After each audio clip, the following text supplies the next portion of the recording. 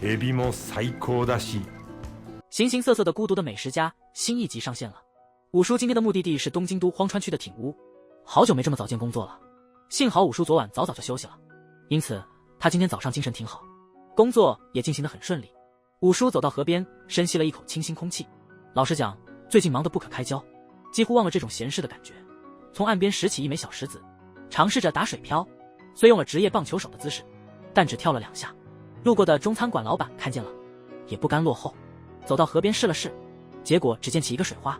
2位中年男士的较量就这样开始了。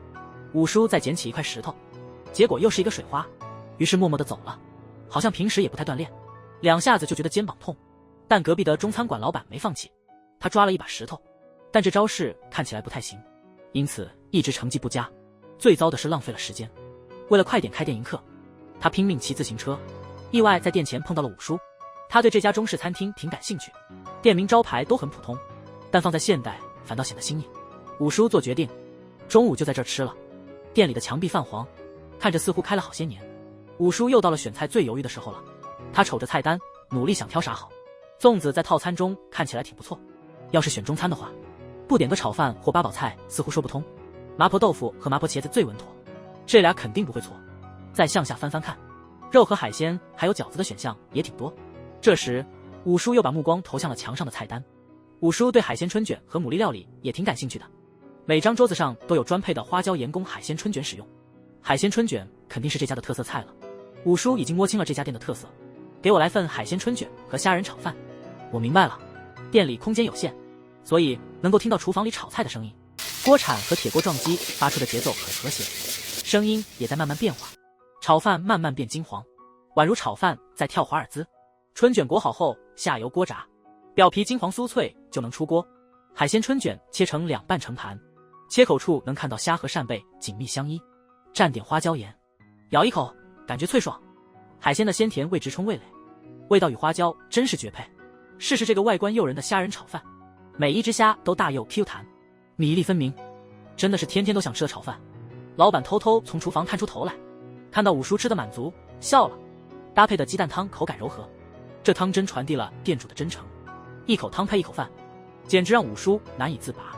喝完那碗汤后，五叔就格外关注这家店的面条口味，于是按照心情再点了鸡肉面，但特意只要了半份，然后在胡椒盐里加了白醋和黄芥末，搅拌匀后拿春卷蘸着吃，味道又不一样了。小姐姐刚端上鸡肉面，五叔刚又多点了个粽子，看着像是今天要大吃碳水了。鸡肉面条全都吸满了高汤味，海鲜吃完接着来肉。五叔觉得自己的胃越来越健康了，再喝口汤，味道跟刚才的鸡蛋汤一样温和，不过味道却截然不同。喝得越多越觉得深感点粽子真是明智之举。粽子和蒸笼一起端上桌，不过是用荷叶而非粽叶包裹，糯米吸饱了荷叶的清香，搭配鸡肉面一起食用，香气在嘴里层层叠叠涌出，一边想一口气吃光，一边又舍不得吃完。感谢招待。五叔结账时，老板还主动给他一张集章卡，希望五叔下次还能来，下次我们俩可以一起去河边比赛打水漂。五叔觉得这家店的菜还想再吃，那就多练习打水漂技术再来。孤独的美食家第2集终于播出了。上次尝试了海鲜春卷和粽子这些中式美食，五叔出门后突然有了工作安排，于是在街上拦了辆出租车，吃饱后没想到就困了，结果一上车就睡了一大觉，最后把手机落在了出租车上。等下一个乘客进来时，出租车司机毛利真一郎才注意到这个遗失的手机。他为了多赚钱，从早忙到晚上，晚上宰了一对男女，他们可能因为饮酒加上女士喷了太多香水，身上的气味实在是刺鼻。等女士一下车，男士马上开始狂喷香水，毛利觉得味道就像厕所用的空气清新剂。由于客人的刺鼻味道和长时间开车导致的疲劳，毛利打算夜班后去常去的食堂吃早饭再回家，肚子开始叫了。这家食堂位于东京足立区，食物都已经准备好，摆在吧台上，想吃啥自己放托盘里，小菜、鸡蛋、鱼肉、炸鸡、香肠，样样齐全。毛利选了米饭，他还加了几片萝卜泡菜，又加了肉末豆腐、炸肉饼和洋七菜。熬夜工作后，这样暖心的早餐简直完美。豆腐滑嫩配肉香，让人胃口大开。炸肉饼外酥里嫩，虽然油炸，但早餐吃起来不觉油腻。再加点酱汁试试，这样的组合绝配了。至于洋七菜小菜，小时候不爱，现在却很对味，不知何时开始爱上这个味道了。另一方面，五叔为了工作通宵达旦，天亮时才意识到手机不见了。幸亏他之前留下了的士发票，这才能找到出租车公司领回手机。接着也恰好走进了这家饭馆。很明显，五叔特别喜欢这种食堂，因为这种接地气的小店。现在不多了，是选烤鱼还是选青花鱼呢？要不再来份小麻婆豆腐？炒菜的选项似乎格外丰富。看其他人迅速决定了自己的餐点，五叔觉得自己更犹豫了。吧台的菜色越堆越多，五叔再次回头看了看别人的餐盘，最后做出了决定。他点了份普通的米饭，搭配了味增青花鱼、调味茄子和纳豆，还额外点了份卤内脏。五叔先品尝了味增青花鱼，酱汁微甜带点辣，特别下饭。总的来说味道不错。虽然卤内脏在小店随处可见，但早餐能吃到还真不多，尤其是撒了那么多葱花，再撒点七味粉，味道更佳。配上香甜米饭，美味极了。而毛利的早饭快吃完了，剩饭都倒进肉末豆腐碗里，撒上些七味粉，混在一起的味道。五叔也把米饭掺进了卤内脏，汤泡饭确实是绝配。世上有谁不爱汤泡饭呢？出乎意料，毛利又端来了一小碗饭，搭配火腿和煎蛋。原来他昨晚没来得及吃饭，所以刚才补吃晚餐，现在是吃早饭的时间了。最后把一切堆在米饭上，淋上酱油，做成火腿蛋盖饭。不假思索，呼噜呼噜的狼吞虎咽。辛苦一夜，这一刻终于有了慰藉。五叔此刻正吃着味增茄子，虽然和之前的味增青花鱼有点相似，但这味道真是棒极了。黏糊糊的纳豆搅拌后铺在米饭上，吃起来同样会发出呼噜声。五叔现在特别后悔，主因是没点个超大碗米饭，早上能吃到这么多菜。他真心希望这食堂长久营业。这顿饭花了1320日元，确实非常值得。形形色色的孤独的美食家第3集刚更新。之前五叔和出租车司机毛利大叔在食堂共享了一顿丰盛的早餐，不料毛利大叔当晚就遭遇追尾，紧急送医治疗。 CT 后他老实躺着，一度担心检查出了问题，幸好高原护士长确定他没事，这才让他安心。忙碌一夜的高原觉得眼睛都模糊了。同事在休息时想用精美便当，而他只买了便利店的三明治。紧急电话不断打来，三明治只咬了一口，他又匆忙回到工作岗位。或许现在辞职去做研修部的教练是更好的选项，对职业发展也有好处。但当他看到患者亲笔的感谢信，又感觉自己的工作充满意义。稍微累点没事儿，忙活了一整晚，高原总算是下班了。我开始饿了。他到了东京千代区的神保町，对他而言，经过一晚上的辛苦工作，他想吃的肯定是肉。现在是该吃汉堡还是牛肉饭呢？还是去那家烤肉店吃上一顿吧。现在还不是饭点，店里人不多，打扰一下，我现在可以点烤肉吗？当然可以。高原在纸上写下了自己想点的菜。他很想吃排骨，但一个40多岁的女士独自在烤肉店点排骨，似乎有些孤单。或许改点里脊肉怎么样？但最后他还是按照自己的心愿点了。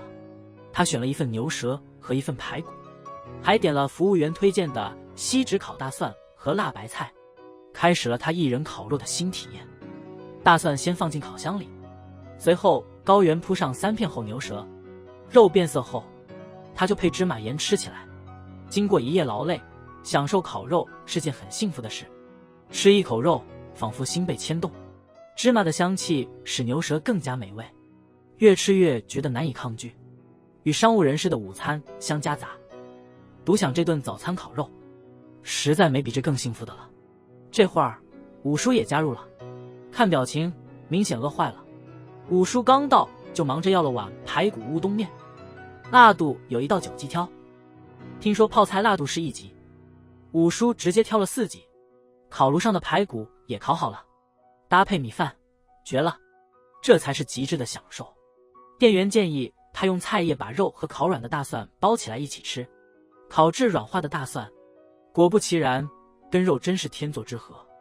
高原尝试用辣白菜代替大蒜，风味完全不同，但都同样美味。五叔的4辣度排骨乌冬面也上桌了，呼噜呼噜的把浸满汤汁的乌冬吸入口中，马上就能尝出来。汤是慢炖排骨熬成的，碗里的肉块很大，炖得特别软烂。一边吃面一边喝汤加肉，五叔的乌冬面很快就吃完了。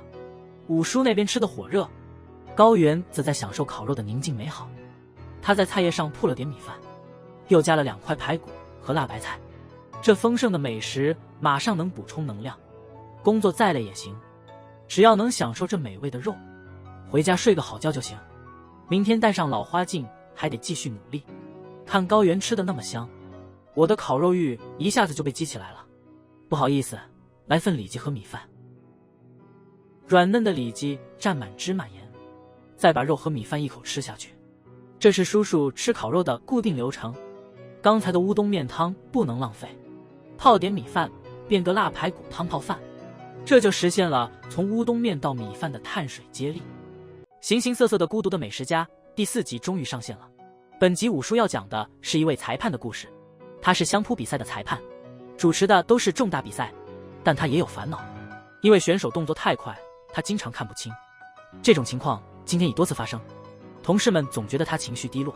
这次他因工作需要去外地，就到了一家相扑馆，已经准备好的计划，对方却总挑3拣4，弄得他胃疼都要来了。可他又不能说不做了，只能把计划重新搞成白纸，为了大家能接受而再调整。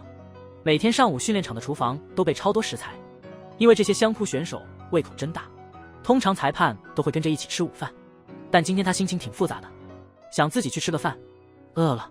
他决定步行去车站前，选餐对他来说特别开心。年轻时常来这儿吃，婚后就少来了。这儿的章鱼烧味道不错，可是一个人吃挺孤单的，或许就随便吃个炸猪排套餐好了。但最终他选了这家洋食小馆。这家餐厅在祁玉县川口市，欢迎，请这边坐。菜单上的美食种类繁多，价格亲民。他正在挣扎，不知道该点什么。旁边桌的菜上来了，这让他更加犹豫。他正要举手叫服务员，没想到被五叔抢先了。五叔点了胡椒塔塔酱汉堡。好的，马上就来。你好，我来点菜。我要这个。好的。他回头看了5次，想看看那位先生点了什么。这家餐厅的菜实在太多了，他很关心别人的选择。他点的菜很快就上了，一大盘，看着就让人馋。五叔尝了口加了胡椒塔塔酱的汉堡肉，得说胡椒和塔塔酱搭配的很棒。叔还真是头一遭碰到这调味，搭米饭吃挺新鲜的。厚厚的猪排因为裹面包糠炸的，所以特别酥脆，一咬皮儿就想脆，里头的肉又多汁，这让叔挺感慨，要是年轻时候能吃到这么棒的肉就好了。裁判的餐也上桌了，米饭搭配味增汤成了基础，大盘子里摆着炸虾、煎蛋、汉堡肉和海胆奶油可乐饼。服务员给了个小提醒，这些菜味道挺重的，建议先不加酱料，试试味道，首选汉堡肉，这肉汁十足，真让人欲罢不能。一直陪伴着相扑选手一起用餐，他好久没吃过这样的美食了。接着尝尝炸虾吧，酥脆外皮下是极鲜美的味道。五叔已经在吃洋葱烧肉了，这味道是尝汉堡的完美助力。裁判尝了几口卷心菜沙拉，接下来是重头戏海胆奶油可乐饼。他一尝就知道自己输了，海胆味道完全胜出。他给菜加了点酱汁，搭配盘中自带的塔塔酱，味道醇厚又不失爽口。这2种滋味仿佛相扑选手在口中展开一场精彩的较量，真想为这位厨师颁发奖章。叔叔一口气把米饭吃个精光，这些虽看似普通家常菜，却有着家里做不出的风味。最后来碗味增汤顺顺味，看似没吃多少，其实正好，但因为是油炸食物和酱料，所以确实给身体增加了不少能量。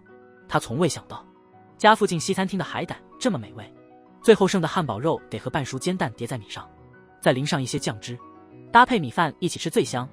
虽然大家一起吃相扑火锅也挺好，但独自享受美食更有滋味。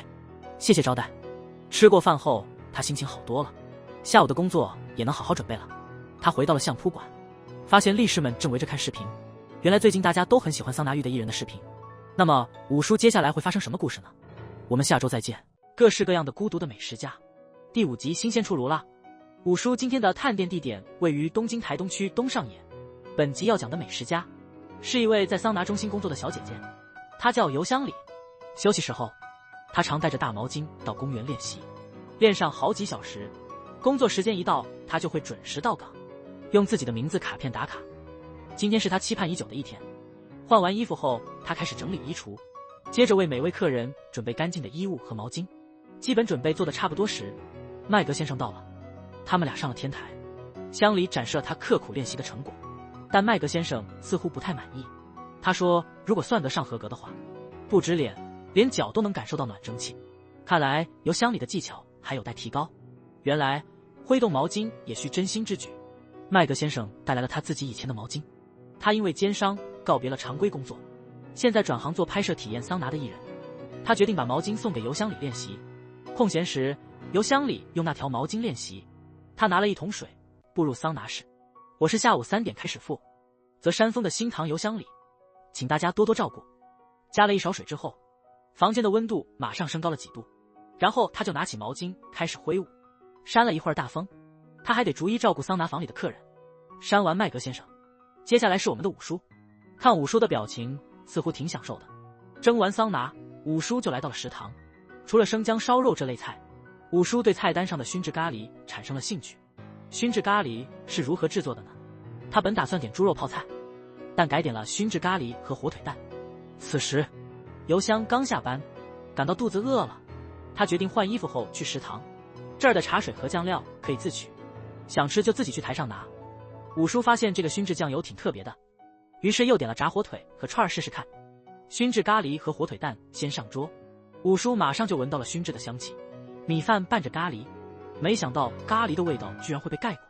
一品，熏制味道更浓郁了，真的挺有意思。手和嘴似乎都忍不住了。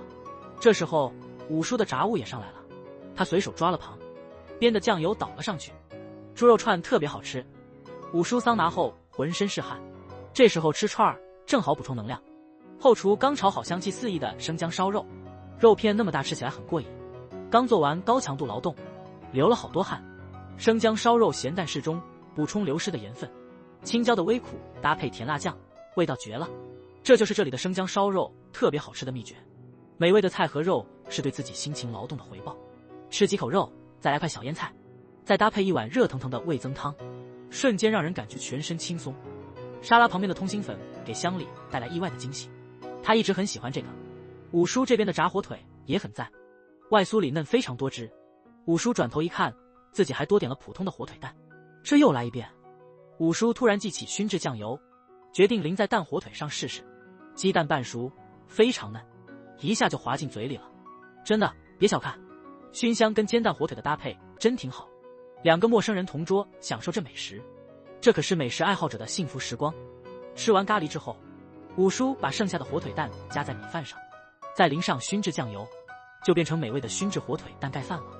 五叔这种创意真是聪明极了，把最后一串炸串也吃掉才是最完美的。五叔的一天，用桑拿暖身，美食暖心，真让人的生活过得风味十足。几大口米饭下肚，今天这顿真是吃得很满足。谢谢招待。油箱里差不多吃完了，最后是猪肉片裹青椒，这味道宛如桑拿食堂的特色。吃了这个后，他也想成为店里最有名的员工。今天的生姜烧肉格外好吃，因为特别加了爱意。感谢你的招待。工作一结束，油箱里就给外甥打电话了，看来他就是下期的美食家了。各自孤独的美食家第6集更新了。一个男孩走到食堂门口，这个社区是专门为小孩做饭的。门口广告写道，将有一场亲子试吃活动，小孩免费用餐，大人一份只需200日元。男孩拍下了广告，临走时，一位路过的老伯捡起了他掉的钥匙。谢谢您。回到家的男孩直接上了楼，他已经习惯了家中无人的感觉。家里没大人，他的饭常常是外卖，简单一顿，米饭、肉饼、鸡蛋，再加瓶冷矿泉水就成了晚餐。白天那位老伯的伴侣已经去世了，所以他天天都是一人在家，晚饭就吃超市买的便当，再喝瓶冰镇啤酒。老伯每早上香后就出门逛，但其实也不知道去哪好。有时遇见邻居，因为不怎么聊得来，就总躲着不一起玩。这时一位女士过来跟他打招呼，她在儿童食堂工作，老伯的伴侣以前常去那儿帮厨。女人邀请老伯次日到儿童食堂参加活动，但老伯却拒绝了。女人坚持明天会在儿童食堂等他。老伯回想老伴曾多次邀请他去那里吃饭，他却从未去过，也许这是个机会。于是在活动当天，他终于去了。男孩也到了，两人恰好在门口碰面。此时食堂还没开门，他俩被叫去当志愿者了，把胡萝卜切片和猪肉一起炖，鱼肉切片后裹上面包康炸一下。这鱼是附近渔民送的，特别新鲜。有新志愿者来了，那是井之头五郎先生。麻烦了。请多照顾。五郎本来是来送货的，不小心也成了志愿者。他自己说压根不会烹饪，大姐总能为他找到合适的岗位，只需把这堆菠菜分装进纸杯里。本来这活儿挺复杂，但五叔做着做着觉得还挺有趣。厨房里的鱼肉也炸好了，客人就要到了，大家都忙着做最后收尾。来这儿的客人大多是家庭，志愿者也有专门的就餐区。那边的男孩和老伯也饿了，肚子叫了。这儿的椅子桌子都挺小，这位高个叔叔坐这儿挺逗的。老伯先尝了猪肉炖萝卜，尝起来跟他老伴的手艺一样，虽淡淡味道绝了。他曾以为再也尝不到这味了，没想到这里的厨师都保留了这个味道。萝卜炖得完全入味了，而且一入口就能化开，特别适合配米饭一起吃。从叔叔那笑容就能看出他有多喜欢这口味。虽然汤看着简单，只放了油豆腐和裙带菜，但却有浓浓的家的味道。男孩平时总是外卖，对家里做的菜格外喜欢，吃得很投入，因为是自己动手做的，感觉味道格外美，连旁边的卷心菜丝也不放过。然后试试炸鱼，蘸着大家做的塔塔酱，这酱真是味道浓郁，特别合叔的口味。五叔又加了些酱汁，这味儿更适合成年人了。最后尝尝五叔自己做的芝麻菠菜，明显是简单的菜，但吃起来挺精致。孩子们纷纷去盛饭，叔叔看着也兴奋起来。旁边一桌，一家4口共进晚餐，男孩等着爸妈回来，他们一家3口还要再来吃。今天这顿饭1分钱没花，3人吃的都很满意。爷爷还会在来吧，肯定还会来，拜拜了。老伯想知道围裙哪里有卖的，他打算常来帮忙，早听老伴的一起来就好。男孩爸爸快从韩国回来了，机场的空姐都爱美食，他似乎是下一个美食家了。各自孤独的美食家最新一集上线了。本集介绍的是空姐小野。尽管空姐们身材管理严格，但她们对美食情有独钟，每次下班后都聚在更衣室讨论这次旅行又品尝了哪些美味。空姐小野今天仅吃了午饭，她打算忍5小时，晚上好好犒赏自己一顿。工作时，小野心里总想着美食，有时候下班后她会去吃成吉思汗烤肉。去福冈那次，她也尝了不少火锅。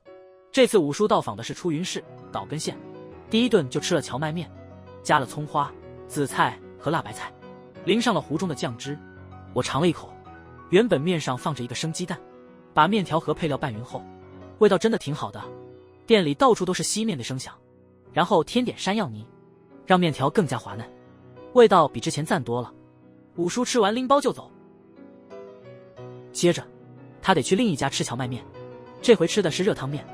五叔也是头一遭这样吃，把葱花、蒜泥和萝卜泥全都倒进来，再浇上大量的酱汁，这味道跟刚才吃的不一样了。先吃几口面，再喝些热汤，感觉整个人都暖和了。眼看6点下班时间快到了，小野最后1个小时就是盯着时钟，想到一会的蒜香烤肉，川端就兴奋不已。他突然被叫去帮忙，一落地就抵达出云市，拿着行李直奔酒店。小野累得直接躺床上了，肚子也饿了，那就去吃饭吧。他换成平时的衣服离开酒店。出云的招牌是荞麦面，但现在觉得它不够冲击。路上看到了卖关东煮和鱼料理的店，可都不合心意。直到他发现了一家饺子馆，欢迎来到，请随意选座。一听到煎饺子滋啦滋啦的声音，就觉得更饿了。这儿还能吃到麻婆豆腐和炒米粉呢。五叔也在，他点了水饺、煎饺，还有炒米粉呢。这顿饭简直是碳水的狂欢。